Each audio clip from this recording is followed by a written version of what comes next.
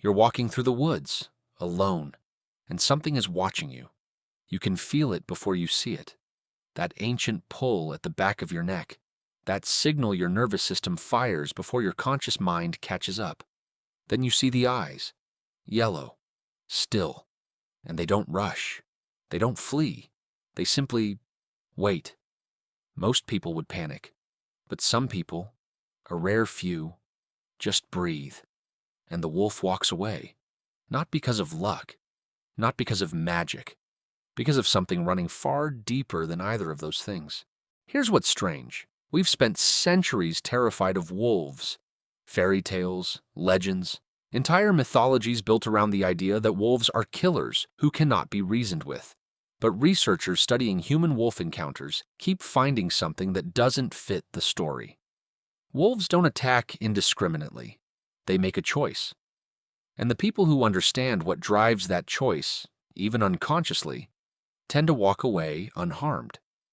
What they're responding to isn't bravery. It's something in you that you probably don't realize you're broadcasting right now. The first thing wolves read is nervous system energy. Not metaphorically, literally. Wolves are apex predators who have spent millions of years reading biological signals. Micro tremors in muscle, changes in breathing rate, the scent hormones released under stress. When a person panics, their cortisol spikes, their movements become erratic, their breath shortens. To a wolf, that pattern is unmistakable. It's the signal prey gives. And here's the part that hits differently. Humans who've survived wolf encounters consistently describe the same thing. They went quiet inside. Not calm exactly, but still. And that stillness changed everything. But here's the strange part. That same stillness, or the absence of it, is something the people around you are reading too. Every single day. Your coworkers, your partner, strangers in an elevator.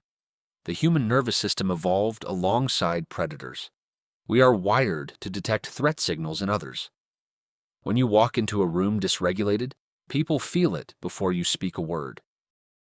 The second insight is about eye contact. Wolves avoid prolonged direct staring from a position of submission, but they also respond to confident, non-aggressive gaze. There's a difference between staring someone down and meeting their eyes without flinching. People who make wolves uneasy do one of two things. They stare dominantly, or they avoid all eye contact entirely. Both signal instability. The people wolves tolerate hold a middle ground, steady, present, not performing.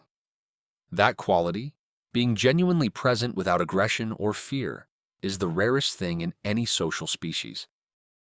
Third, movement. Wolves track movement obsessively.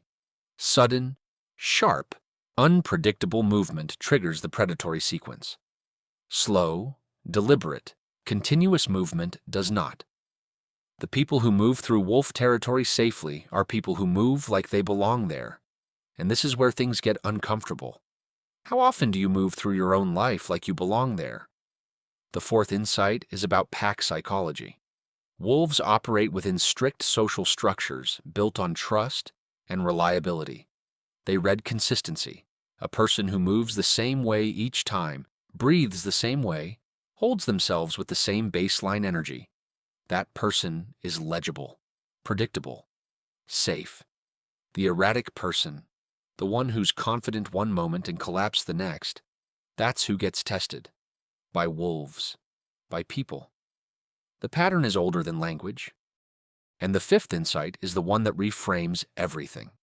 The people who are least likely to be attacked by wolves are not the bravest people in the woods. They are the most integrated. They've done enough internal work, consciously or not, that their outside matches their inside. There is no gap between what they feel and how they carry themselves. Wolves cannot find the seam. Neither can people who mean you harm. And something else happens too. People who are integrated tend to attract trust the way a tuning fork attracts resonance. The world around them settles. You were never really watching a video about wolves.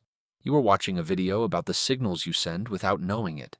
To animals, to people, to the world that's always quietly reading you. So here's the question worth sitting with tonight. What would change if you stopped trying to hide what you feel and started learning to actually move through it?